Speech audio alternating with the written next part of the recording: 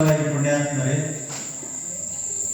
ಆ ಹುಲ್ಲೂರು ಗ್ರಾಮಸ್ಥರು ಎಲ್ಲರೂ ಬಂದು ಇಲ್ಲಿ ದಾಸೋಹದೊಳಗೆ ಪಾಲ್ಗೊಂಡಿರ್ತಕ್ಕಂಥವರಾಗಿದ್ದಾರೆ. ಅಲ್ಲೇ ಮಾಡ್ಕೊಂಡು ಬಂದಾರೆ ಎಲ್ಲ ಪ್ರಸಾದವನ್ನ ಅವ್ರೊಳಗ ಮಾಡ್ಕೊಂಡು ತಗೊಂಡು ಬಂದು ಪ್ರಸಾದ ನಡೆಸ್ತಕ್ಕಂಥವರಾಗಿದ್ದಾರೆ. ಆ ಬಸವ ಬುತ್ತಿಯನ್ನು ತಂದಿರ್ತಕ್ಕಂಥ ಆ ಹುಲ್ಲೂರಿನ ಎಲ್ಲ ಸಮಸ್ತ ಶರಣರುಗಳಿಗೆ ಮತ್ತು ತಾಯಂದಿರು ಕೂಡ ಬಂದಿದ್ದಾರೆ. ಬಹಳ ಜನ ತಾಯಂದಿರು ಬಂದಿದ್ದಾರೆ. ಅವರೆಲ್ಲರಿಗೆ ಆ ರಾಮಲಿಂಗೇಶ್ವರ, ಬಸವೇಶ್ವರ, ಅಕ್ಷಯಾದೇವಿ ಸದಾಕಾಲ ಸುಖಿಯಾಗಿಟ್ಟಿರಲಿ ಅಂತ ತಿಳ್ಕೊಂಡು ನಾವು ನೀವುಗಳೆಲ್ಲ ಪ್ರಾರ್ಥನೆಯನ್ನ ಮಾಡೋಣ. ಅದರ ಜೊತೆಗೆ ಇವತ್ತಿನ ದಿವಸ ನಮ್ಮ ಬೇರೆ ಬೇರೆ ಗ್ರಾಮಗಳಿಂದ, ಹಳ್ಳಿಯಿಂದ ಸದ್ಭಕ್ತರು ಬಹಳಷ್ಟು ಜನ ಬಂದಿರತಕ್ಕಂಥವರಾಗಿದ್ದಾರೆ. ಅದರೊಳಗೆ ನಮ್ಮ ಬೆಂಕನಕಟ್ಟಿಯ ಸದ್ಭಕ್ತರು ಬಂದಿದ್ದಾರೆ.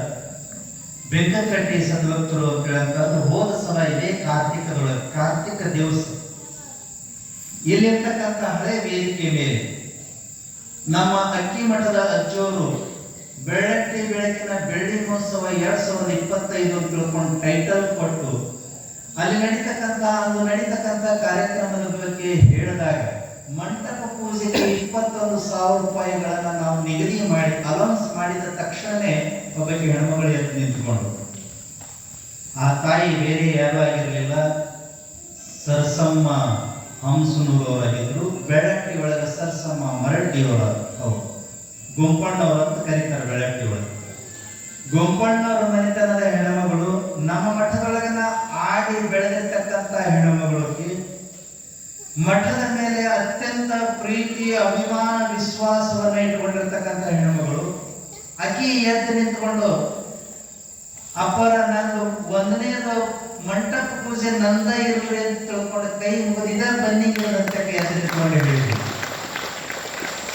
ನಾ ತಕ್ಷಣದೊಳಗೆ ಹೇಳಿದ್ದೀನಿ, ಮಠದ ಮಗಳಕ್ಕಿ ಒಬ್ಬಕ್ಕಿ ಮುತ್ತೈದಿ ಬಾಯಿಲಿಂದ ಮಂಟಪ ಪೂಜೆಗೆ ಮೊದಲನೇದು ನಂದಾಗಿರ್ಲಿ ಅಂತ ತಿಳ್ಕೊಂಡು ಹೇಳ್ತಾಳ ಅಂತಂತಂದ್ರೆ ಈ ಮಂಟಪ ಪೂಜೆ ಫೇಲ್ ಆಗಂಗಿಲ್ಲ, ಇದು ಸಕ್ಸಸ್ ಆಗ್ತದ ಅಂತ ತಿಳ್ಕೊಂಡು ಅವತ್ತಿನ ದಿವಸನೇ ಹೇಳಿದೆ ನಾನು.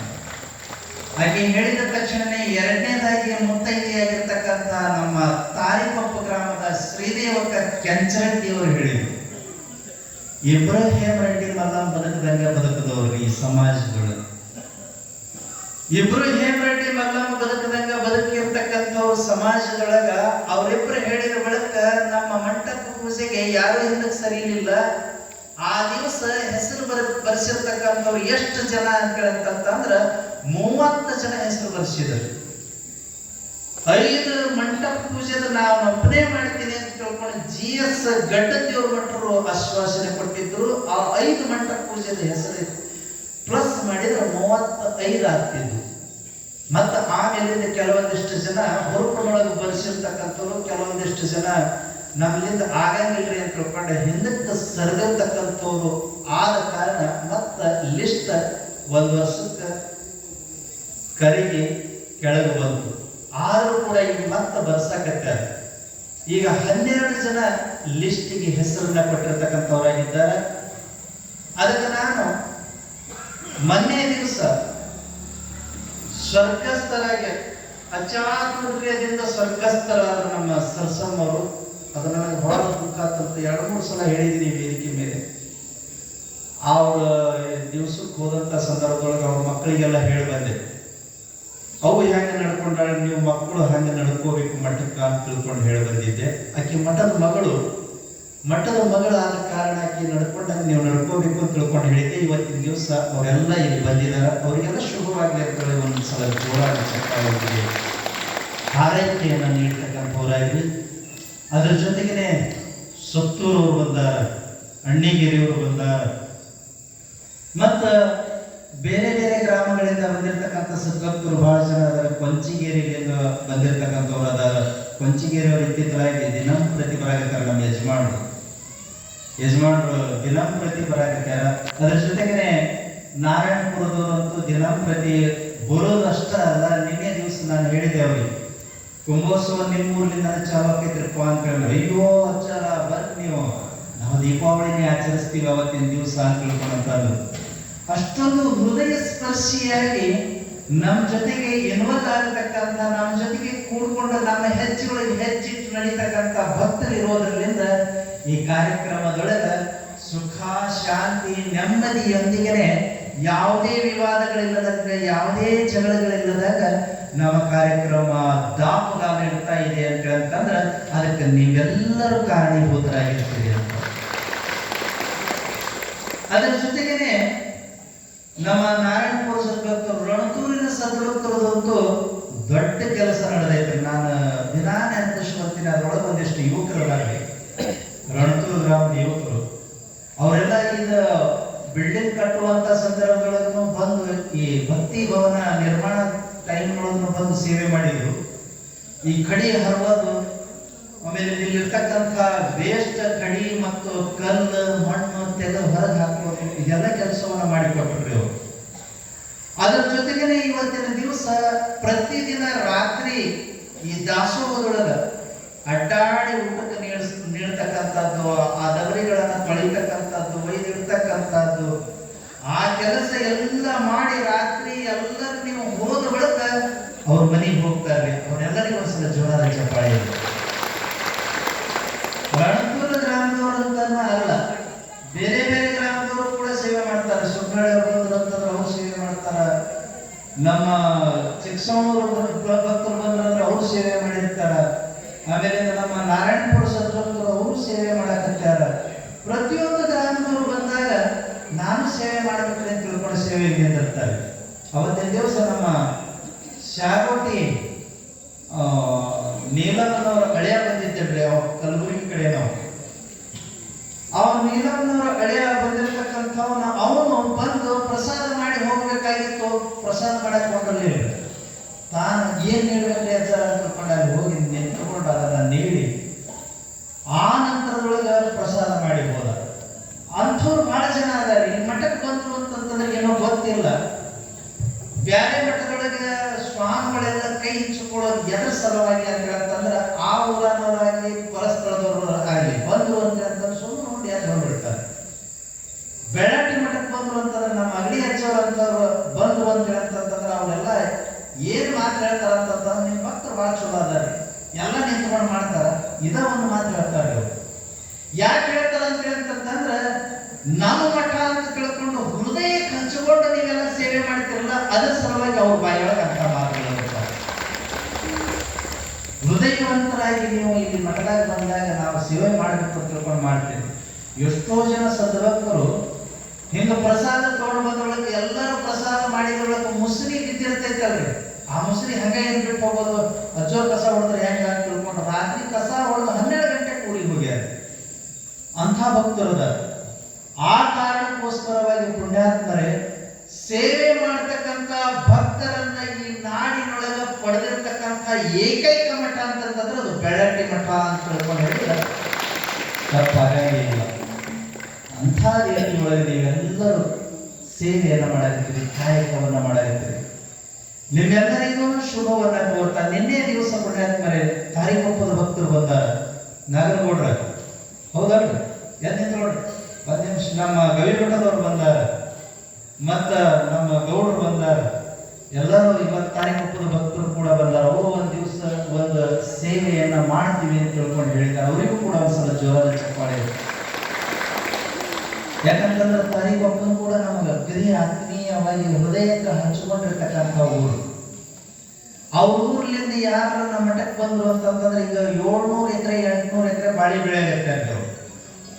ಭಾಗಶಃ ನನ್ನ ಜೀವನದೊಳಗ ಬಾಳೆಹಣ್ಣನ್ನ ತಿಂದು ವಾಂತಿ ಮಾಡ್ಕೊಂಡಿನಿ ಅಂತ ಹೇಳ್ತಂದ್ರೆ ಅವ್ರು ತಾರೀಕೊಪ್ಪ ಗ್ರಾಮದವರು ಬಾಳೆಹಣ್ಣನ್ನ ತಗೊಂಡು ಕೊಟ್ಟಿರ್ತಕ್ಕಂಥದ್ದೇ. ಅಷ್ಟು ಪ್ರಮಾಣದೊಳಗೆ ಬಾಳೆಹಣ್ಣನ್ನ ತಂದು ಕೊಡಾಗತ್ತೆ ಅವರು. ಅದಕ್ಕೋಸ್ಕರವಾಗಿ ಮನೆ ದಿವಸ ಕೊಣತುಂಬಿಗೆ ಅವರು ಬಾಳೆಹಣ್ಣು ತಂದು ಕೊಟ್ಟಾರ ನೋಡ್ರಿ. ಇವತ್ತು ಇನ್ನೂ ಉಳಿದವು ಬಾಳೆಹಣ್ಣ ಬುಟ್ಟಿ ಒಳಗಿಟ್ಟಾರ, ಅವನ್ನ ಹಂಚ್ತಾರ. ಆ ರೀತಿ ಒಳಗ ತಾರೀಕೊಪ್ಪದವರು ಬಂದಾಗ ಒಂದ್ಸಲ ಬಾಳೆಹಣ್ಣಿನ ಬನಿನ ತಗೊಂಡು ಬಂದು ಕೊಡ್ತಾರ. ನಮ್ಮ ಓಣಿ ಜನ ಎಲ್ಲ ತಿನ್ನುವಂಗ ಅವರು ಸೇವೆ ಮಾಡಕತ್ತಾರ ಪುಣ್ಯಾತ್ಮರು. ಅವರನ್ನು ಕೂಡ ಈ ಸಂದರ್ಭದೊಳಗೆ ನಾವೆಲ್ಲ ಸ್ಮರಿಸ್ತಕ್ಕಂಥವ್ರು ಆಗೋಣ ಅನ್ನುವಂಥದ್ದು. ನಿನ್ನೆ ದಿವಸ ಹಾಮೂರ್ಲಿಂದ ಸದ್ಭಕ್ತರು ಬಂದಿದ್ದರು, ಒಂದು 5 ಜನ ಹಿರಿಯರು ಬಂದಿದ್ರು. ಆ ಊರಿನ ಹಿರಿಯರು ನೋಡ್ರಿ ಎಂಥ ಸಂಬಂಧ ಬೆಳೀತೈತಿ ಅಂತ ಹೇಳ್ತಂದ್ರ ಅದು ಮಠದೊಳಗೆ ಒಂದು ಲಕ್ಷಣ ಇರ್ಬೇಕೇನೋ, ಅಟ್ರಾಕ್ಷನ್ ಮಾಡುವಂತ ಲಕ್ಷಣ, ವಶೀಕರಣದ ಲಕ್ಷಣ. ಇರ್ಬೇಕೇನೋ. ಒಂದ ಸಲ ನನಗೆ ಅವ್ರ ಕಾರ್ಯಕ್ರಮ ಕರೆಸಿದ್ರೆ 1 ತಾಸು ಮಾತಾಡಿ ಎದ್ದು ಬಂದಿದ್ದೀನಿ. ಎದ್ದು ಬಂದ ಬಳಿಕ ಅವರು ನಮ್ಮ ಮಠಕ್ಕೆ ಬಂದರು. ಮಠದ ವಾತಾವರಣ ನೋಡಿದ್ರು, ನಮ್ಮ ಜೊತೆ ಕೂತ್ಕೊಂಡು 1 ತಾಸು ಮಾತನಾಡಿದ್ರು. ನೆಕ್ಸ್ಟ್ ಏನ್ ಹೇಳಿದ್ರು ಅಂತ ಹೇಳ್ತಂದ್ರೆ, ನೀವು ಪುರಾಣ ಹಚ್ತಿರಲ್ರಿ ಮುಂದೆ ಆಚಾರ, ಅದರೊಳಗೆ ನಾವು 1 ದಿವಸ ಸೇವೆ ಮಾಡ್ತೀವಿ ಅಂತಂದ್ರು. ಎಷ್ಟು ಮಜಾ ನೋಡಿ. ಅವ್ರು ಸೇವೆ ಮಾಡ್ತೀವಿ ಅಂತ ತಿಳ್ಕೊಂಡೆ ಹೇಳಿ ಅಲ್ಲೇ ಕೊಂಡ್ರಬಹುದಾಗಿತ್ತು, ಬಿಡ್ಲಿಲ್ಲ ಅವ್ರು. ಮತ್ತೆ ನಿನ್ನೆ ದಿವಸ ತಾವೇ ಹುಡ್ಕೊಂಡು ಬಂದ್ರು. ಅವ್ರ ಫೋನ್ ನಂಬರ್ ಇರಲಿಲ್ಲ ನಮ್ಮ ಕಡೆ. ನಮ್ಮ ಇಚ್ಚಂಗಿ ರಾಜು ಕಡೆ ಫೋನ್ ನಂಬರ್, ಅವ್ರ ಕಡೆಯಿಂದ ಫೋನ್ ಹಚ್ಚಿಸಿದ್ವಿ. ನಿನ್ನೆ ದಿವಸ ಬಂದು ಅವರು ಕೂಡ ದಾಸೋಹವನ್ನ ಮಾಡ್ತೀವಿ ಅಂತ ತಿಳ್ಕೊಂಡು 1 ದಿವಸ ದಾಸೋಹವನ್ನು ಒಪ್ಕೊಂಡು ಹೋಗಿದ್ದಾರೆ. ಅವ್ರಿಗೆ ಒಂದ್ಸಲ ಜೋರಾದ ಚಪ್ಪಾಳೆ. ಅಂತಹ ಸದ್ಭಕ್ತರು ಸಾಕಷ್ಟು ಜನ ಇಲ್ಲಿ ಬಂದು ಸೇವೆಯನ್ನ ಮಾಡ್ತಾ ಇದ್ದಾರೆ. ದಾಸೋಹವೇ ಒಂದು ದೊಡ್ಡ ಕೆಲಸ ಅನ್ನುವಂಥ. ಯಾಕಂತಂದ್ರೆ ಅನ್ನ ದಾನಗಳಿಂದ ಇನ್ನೂ ದಾನಗಳಿಲ್ಲ ಅಂತ ತಿಳ್ಕೊಂಡು ಸರ್ವಜ್ಞ ಹೇಳ್ತಾರೆ. ಸಾಕನ್ನುವಂಥದ್ದು ಯಾವುದು ಅಂತಂದ್ರೆ ಅನ್ನದಾನ ಒಂದ. ಊಟ ಕರೆಯುವಂತ ಸಂದರ್ಭದಲ್ಲಿ ಸಾಕ್ರಿ ಅದ ಬಂಗಾರ ನೀಡ್ರಿ, ರೊಕ್ಕ ನೀಡ್ರಿ, ರೂಪಾಯಿ ನೀಡ್ರಿ, ಏನು ನೀಡಿದ್ರು ಸಾಕನ್ನಂಗಿಲ್ಲ ಮನುಷ್ಯ. 1 ಎಕರೆ ಹೊಲ ಕೊಟ್ರಿ 1 ಎಕರೆ ಹೊಲ ಕೊಡ್ರಿ ಅನ್ನುವಂತ ಭಾವ ಇರ್ತದ. 1 ಕನ್ಯಾ ಕೊಟ್ರಿ 1 ಕನ್ಯಾ ಕೊಡ್ರಿ ಅನ್ನುವಂತ ಮನಸ್ಸು ಇರ್ತದ. 1 ಮನಿ ಕೊಟ್ರಿ 1 ಮನಿ ಕೊಡ್ರಿ ಅಂತಾರ. 1 ವಸ್ತು ಕೊಟ್ರಿ 1 ವಸ್ತುವನ್ನ ಕೇಳುವಂತ ಸ್ವಭಾವ ಮನುಷ್ಯನದು. ಆದ್ರೆ ಊಟ ಮಾಡುವಂತ ಸಂದರ್ಭಗಳು ಸಾಕನ್ನುವಂತದ್ದು ಏಕೈಕ ವಸ್ತು ಜಗತ್ತಿನೊಳಗಂತಂದ್ರೆ ಅದು ಪ್ರಸಾದ, ಅನ್ನ. ಅದಕ್ಕೋಸ್ಕರವಾಗಿ ಆ ಅನ್ನಕ್ಕೋಸ್ಕರವಾಗಿ 84 ಲಕ್ಷ ಜೀವರಾಶಿಗಳು ಈ ಜಗತ್ತಿನೊಳಗೆ ಬದುಕ್ತಾವ್ರಿ. ಈ ಜಗತ್ತಿನೊಳಗ ಪ್ರಾಣಿಗಳ ಮುಂದೆ ರೊಕ್ಕ ಹಾಕಿ, ರೂಪಾಯಿ ಹಾಕಿ, ಬಂಗಾರ ಬೆಳ್ಳಿ ಉತ್ತಾರ ಏನಾರ ಹಾಕಿ ನೀವು ನಮ್ಮ ಮೂಸಿ ನೋಡಿ ಕೈ ಬಿಟ್ಬಿಡ್ತಾವ್ರಿ. ಅನ್ನ ಹಾಕ್ರಿ, ಪ್ರೀತಿಯಿಂದ ತಿಂತಾವ. ಇನ್ನೊಂದಿಷ್ಟು ಕೊಡುವಂತಾವ, ಹೊಟ್ಟೆ ತುಂಬಿರುವಂತ ಅವು ಬಲ್ಲೆ ಆಗ್ತಾವ. ಅವಕ್ಕೂ ಬೇಡ ಅಂತ ಅನಿಸ್ತೈತಿ. ಅದಕ್ಕೆ ಈ ಜಗತ್ತಿನೊಳಗೆ ಅನ್ನ ನೀರು ಬಿಟ್ರೆ ಇನ್ನೊಂದಿಲ್ಲಲ್ಲ ಶಬ್ದ. ಈ ಜಗತ್ತಿನೊಳಗೆ ಅತ್ಯಂತ ದೊಡ್ಡ ಶಬ್ದ ಯಾವುದು ಅಂತ ಹೇಳ್ತಂದ್ರೆ ದಾಸೋಹಿ ಅನ್ನುವಂತ ಶಬ್ದ. ಆ ಶಬ್ದಕ್ಕಿಂತ ಇನ್ನೊಂದು ದೊಡ್ಡ ಶಬ್ದ ಇಲ್ಲ. ಯಾ ನೊಬೆಲ್ ಶಬ್ದನೂ ಇಲ್ಲ, ಭಾರತ ರತ್ನನೂ ಇಲ್ಲ, ಕರ್ನಾಟಕ ರತ್ನನೂ ಇಲ್ಲ, ಯಾವುದೂ ಇಲ್ಲ. ಯಾಕಂತಂದ್ರೆ ಇವೆಲ್ಲ ನೊಬೆಲ್, ಭಾರತ ರತ್ನ, ಕರ್ನಾಟಕ ರತ್ನ ನೀವು ವಿರಾಮಟ ಅಷ್ಟ ನೀವು ಹೋದ ಬಳಿಕ ಅವು ಯಾವ ನಿಮ್ಮನ್ನ ಗುರುತಿಸಂಗಿಲ್ಲ. ಕರ್ಣನನ್ನ ಗುರುತಿಸ್ತಾವ. ಯಾಕಂತ ಹೇಳ್ತಂದ್ರೆ ಕರ್ಣ ಇವತ್ತು ದಾನ ಮಾಡಿದ, ದಾನ ಶೂರ ಕರ್ಣ ಅಂತ ಕರೀತಾರೆ. ಅತ್ತಿಮಬ್ಬೆ ಲಕ್ಕುಂಡಿಯ ಅತ್ತಿಮಬ್ಬೆಯನ್ನ ದಾನಶೂರಳು ಅಂತ ಕರೀತಾರೆ. ಕಲಬುರಗಿ ಶರಣ ಬಸಪ್ಪನನ್ನ ಮಹಾದಾಸೋಹಿ ಅಂತ ಕರೀತಾರೆ. ಅನ್ನ ಯಾರು ಹಾಕ್ಯಾರ ಅವ್ರನ್ನ ಈ ಭೂಮಿ ಈ ಜಗತ್ತು ನೆನಪಿಸಿಕೊಂಡು ನೆನಪಿನೊಳಗೆ ಇಟ್ಟುಕೊಂಡೈತಿ. ಅನ್ನ ಹಾಕಲ್ದವರು ಯಾವ ಪ್ರಶಸ್ತಿ ತಗೊಂಡ್ರು ಯಾರಿಗೂ ನೆನಪಿಟ್ಟುಕೊಂಡಿಲ್ಲ ಈ ಜಗತ್ತು. ಇಲ್ಲೇನು ಶಿಲಾಶಾಸನ ಐತಿ. ಈ ಶಿಲಾಶಾಸನದೊಳಗೆ 28 ಸಾಲ ಬರೀ ರಾಜನ ಹೊಗಳಿರ್ತಕ್ಕಂಥ ಶಾಸನ ಐತಿ. 28 ಸಾಲ ಅದಾವ್ರಿ. ಅವನ ಸಿಕ್ಕಾಪಟ್ಟೆ ಹೊಳ್ಯಾರ. ಶಿರಶ್ಚುಂಬಿ ಚರಚುಂಬಿ ಅಂತ ತಿಳ್ಕೊಂಡು ಚಾಲು ಮಾಡಿಬಿಡ್ತಾರ. ಅವನ್ನ ಚಾಲು ಮಾಡಿದ್ರೆ ತೆರಿ ಕೆಟ್ಟ ಹೋಗ್ಬೇಕ್ರಿ. ಆ ನಮನೆ ಬರದಾರ. ಆ ನಮನೆ ಬರೆದಿರ್ತಕ್ಕಂಥ ಶಾಸನಗಳಿರ್ತಕ್ಕಂಥ 6ನೇ ವಿಕ್ರಮಾದಿತ್ಯನನ್ನ ಯಾವ ಪ್ರಶಸ್ತಿಗಳನ್ನ ನೆನಪಿನೊಳಗೆ ಇಟ್ಟುಕೊಳ್ಳಿಲ್ಲ. 6ನೇ ವಿಕ್ರಮಾದಿತ್ಯನನ್ನ ಉತ್ತರ ಕರ್ನಾಟಕ, ಕಲ್ಯಾಣ ಕರ್ನಾಟಕ ನೆನಪಿನೊಳಗೆ ಇಟ್ಟುಕೊಂಡೈತಿ ಅಂತ ಹೇಳ್ತಂದ್ರೆ ಅವ ಮಾಡಿರ್ತಕ್ಕಂಥ ದಾನದಲ್ಲಿಂದನೇ ನೆನಪಿನೊಳಗೆ ಇಟ್ಟುಕೊಂಡಿದ್ದೆ. ಅದಕ್ಕೋಸ್ಕರವಾಗಿ ಪುಣ್ಯಾತ್ಮ ಈ ಜಗತ್ತಿನೊಳಗ ಅನ್ನದಾನಗಳಿಂದ ಇನ್ನೂ ದಾನಗಳಿಲ್ಲ ಅಂತ ತಿಳ್ಕೊಂಡು ಸರ್ವಜ್ಞ ಹೇಳಬೇಕು ಅಂತ ಹೇಳಂತಂದ್ರೆ ಅನ್ನದಾನಕ್ಕೆ ಅತ್ಯಂತ ಶ್ರೇಷ್ಠವಾದಂತ ಸ್ಥಾನ ಐತಿ. ಆ ಅನ್ನದಾನಕ್ಕನ ಇನ್ನೊಂದು ಹೆಸರು ದಾಸೋಹ ಅನ್ನುವಂಥದ್ದು. ಆ ದಾಸೋಹ ಅನ್ನುವಂತ ಹೆಸರನ್ನೇ ನಾವು ಬಳಸಿಕೊಂಡು ಪ್ರಶಸ್ತಿಯನ್ನ ಕೊಡಾಕತ್ತೀವಿ. ದಾಸೋಹಿ ಅಂತ ಪ್ರಶಸ್ತಿ ಕೊಡಾಕತ್ತೀವಿ. ಆ ಪ್ರಶಸ್ತಿ ಯಾಕೆ ಕೊಡ್ತೀವಿ ಅಂತ ಹೇಳ್ತಂದ್ರೆ ನಿನಗೆ ಭಗವಂತ ಕೊಡ್ತಾನ. ಆ ಭಗವಂತ ಕೊಟ್ಟಿದ್ದನ್ನ ನೀ ಇಟ್ಕೋಬೇಡ, ನೀ ಬಳಸು, ನಿನ್ನವರಿಗೆ ಕೊಟ್ಟು ದಾಸೋಹ ಮಾಡುವಂತ ತಿಳ್ಕೊಂಡು ಕೊಡ್ತೀವಿ. ಅದನ್ನ ಅವರು ತಿಳ್ಕೊಂಡ್ರು ಅಂತ ಹೇಳಂತಂದ್ರ ಜೀವನದೊಳಗ ಸಾರ್ಥಕ ಜೀವನ ಮಾಡ್ತಾರ. ತಿಳ್ಕೊಳ್ಳಿಲ್ಲ ಅಂತ ಹೇಳ್ತಂದ್ರ ಅವ್ರು ಯಾರ ನೆನಪಿನೊಳಗೆ ಇರಲ್ದಂಗೆ ಹೋಗಿ ಬಿಡ್ತಾರ ಅಷ್ಟ. ಅದಕ್ಕೆ ದಾಸೋಹಿ ಅನ್ನುವಂಥ ಶಬ್ದವನ್ನ ನಾವು ಪ್ರಶಸ್ತಿ ರೂಪದೊಳಗೆ ಕೊಡಾಕತ್ತೀವಿ. ಇಡೀ ಜಗತ್ತಿನೊಳಗೆ ದಾಸೋಹಿ ಪ್ರಶಸ್ತಿ ಯಾರು ಕೊಡ್ತಾ ಇಲ್ಲ, ನಾವು ಕೊಡಾಕತ್ತೀವಿ ನಮ್ಮ ಮಠದಲ್ಲಿ. ಅದಕ್ಕೆ ಆ ದಾಸೋಹವನ್ನ ಇಲ್ಲಿ ಕೂತಿರ್ತಕ್ಕಂಥವ್ರು ಎಲ್ಲರೂ ತಮ್ಮ ತಿಳಿದಂಗೆ ಮಾಡಾಕತ್ತಾರೆ. ಎಷ್ಟು ಮಜಾ ಐತೆ ನೋಡ್ರಿ. ಇವತ್ತ ನಮ್ಮ ವಡವಿ ಸದರತ್ತರು ಬಂದಿದ್ರು, ಒಂದು ತಾಸು ಕುತ್ಕೊಂಡು ವಿಚಾರ ಮಾಡಿದ್ರು, ಏನೇನು ಮಾಡ್ಯಾರಿ ಇಲ್ಲಿವರೆಗೆ ಅಂತ ಹೇಳ್ತಂದ್ರು. ಗೋಧಿ ಹುಗ್ಗಿ ಮಾಡಿಲ್ಲ, ಶಾವಿಗೆ ಪಾಯಸ ಮಾಡಿಲ್ಲ, ಎಗ್ ರೈಸ್ ಮಾಡಿಲ್ಲ ಅಂದಿಲ್ಲ. ಅವರು ನಿಮ್ಮಂಗ ನಗ್ತಿರ್ಬೇಕು, ನಾನು ಹಿಂಗ ನಕಲಿ ಇರ್ತಾ ಇರ್ತಾರ. ಸುಮ್ಮನೆ ಅಳ್ಕೋತ ಕೊಂಡ್ರಬಾರ್ದಂತ ಮನೆ ಹೇಳಿದ್ದಲ್ಲ, ಹಂಗ ನಗಿಸ್ಕೊಂತ ಮಾತಾಡ್ರಿ. ಅದಕ್ಕೆ ಅವ್ರು ಅಂದ್ರು, ನಮ್ಮೂರಾಗ ಗೋಧಿ ಹುಗ್ಗಿ ಫಸ್ಟ್ ಕ್ಲಾಸ್ ಮಾಡ್ತಾರೆ, ನಾವು ಗೋಧಿ ಹುಗ್ಗಿನ ಮಾಡಿಸ್ಕೊಂಡ್ ಬರ್ತೀವಿ ಅಂತ ಹೇಳ್ತಂದ್ರು. ಅವ್ರು ತೊಗೊಂಡ್ಬರ್ರಿ ಅಂತ ಹೇಳ್ತಾನೆ. ಮಾಲ್ದಿ ಮಾಡಿದ್ರೆ ಹೆಂಗ್ರಿ ಅಂತಂದ ಇನ್ನೊಬ್ಬ, ಅದು ಮಾಲ್ದಿ ಮನೆ ನಾಳೆ 8ನೇ ತಾರೀಕು ಹಮ್ಕೊಂಡಪ್ಪ ರಾಮಲಿಂಗೇಶ್ವರ ನಗರದವರು ಅಂತ ಹೇಳ್ತಂದೆ. ಎಲ್ಲರಿಗೂ ಮಾಡ್ಕೊಂಡು ತೊಗೊಂಬರ್ತಾರೆ ಅಂತ ಹೇಳ್ತಂದ್ರೆ, ಎಲ್ಲರಿಗೂ ಮಾಡ್ಕೊಂಡು ತೊಗೊಂಬರ್ತಾರ ತಮ್ಮ.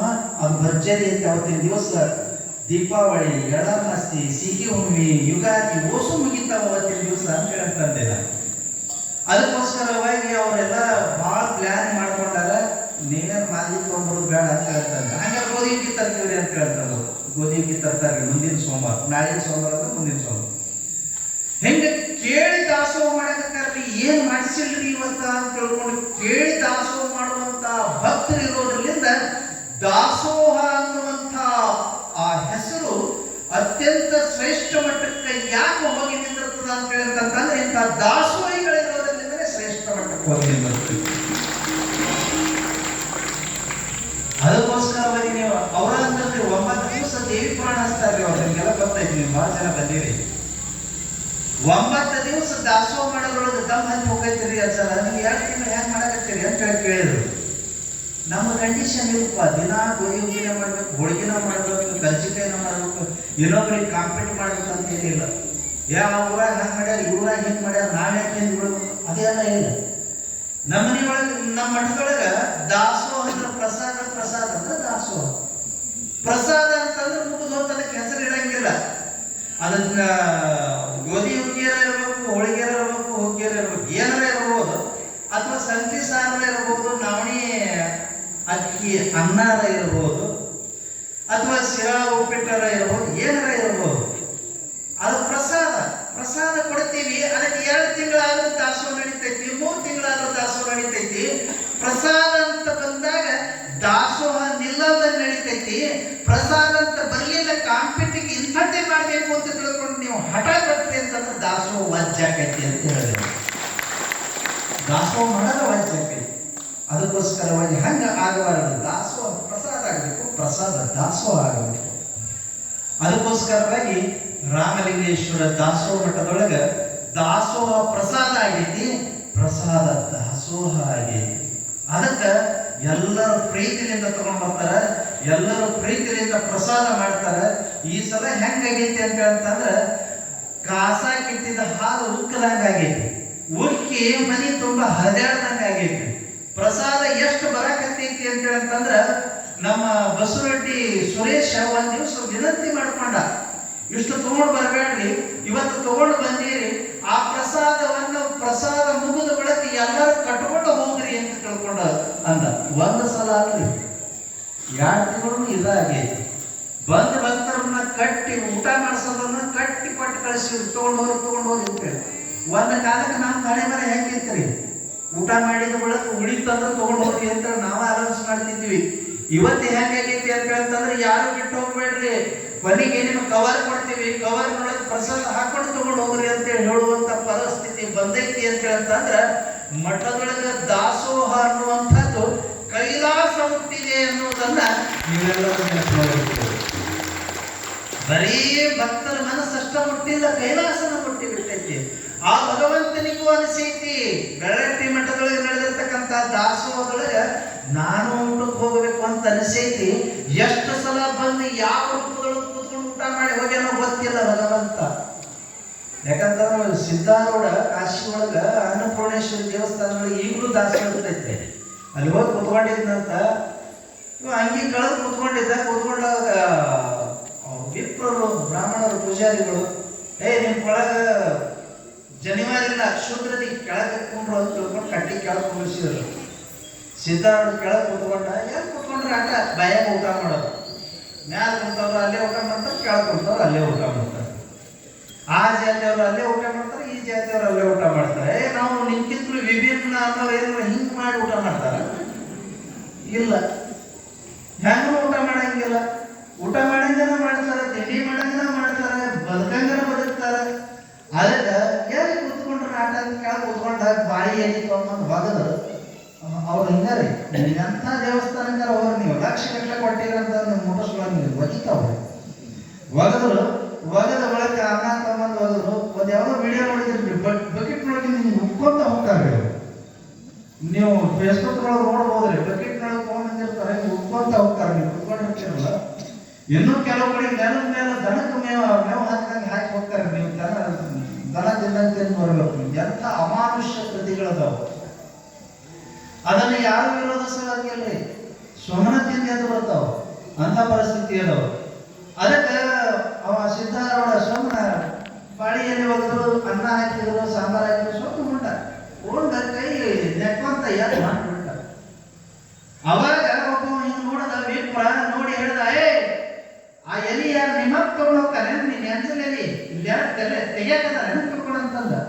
ಬಾಳೆ ನೋಡ ಸಿದ್ಧಾರೂಢ ನೋಡಿ ಹಿಂಗ ಅವನ ಮುಖ ನೋಡಿ, ತಗೊಂಡು ಹೋಗಂದ್ರೆ ತಗೊಂಡು ಹೋಗ್ತಿದ್ದಲ್ಲ, ನಿಮ್ಮಪ್ಪ ತೆಗಿತಾನೆ ಅಂತಂದೆಲ್ಲ, ನಮ್ಮಪ್ಪನ ತೆಗಿಲಿ ಅಂತ ಕೇಳ್ಕೊಂಡು ಎದ್ದು ಹೋಗ್ಬಿಟ್ಟು.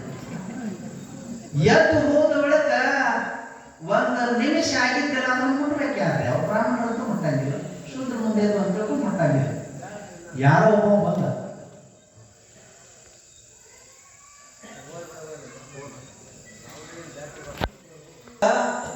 ಒಂದು 5 ನಿಮಿಷ ಆದ ನಂತರ ಒಬ್ಬ ಮುಪ್ಪಾನಮದ ಸಾಧುವೇಶದೊಳಗೆ ಬಂದ. ಸಾಧುವೇಶದೊಳಗೆ ಬಂದ ಆ ಎಲಿನ ತಗೊಂಡು ಒಯ್ದ ಕಸ ಹಾಕುವಂತ ತೊಟ್ಟಿ ಒಳಗೆ ಒಗದ.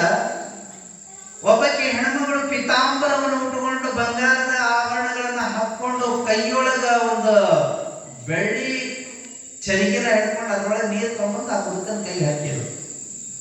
ಒಳಗೆ ಪೂಜಾರಿ ಬೆಳ್ಕೊಳಗತ್ತ, ಚರಿಗೆ ಕಳ್ತಾನ ಆಗಿತ್ತಂತೆ. ಎಲ್ಲಿ ಹೋಗೈತೆ ಅಂತ ನೋಡಿದ್ರೆ ಈ ಹೆಣ್ಮಗಳು ತಗೊಂಡ್ಬಂದ ನೀರು ಹಾಕಾಗತ್ತಿದ್ರು.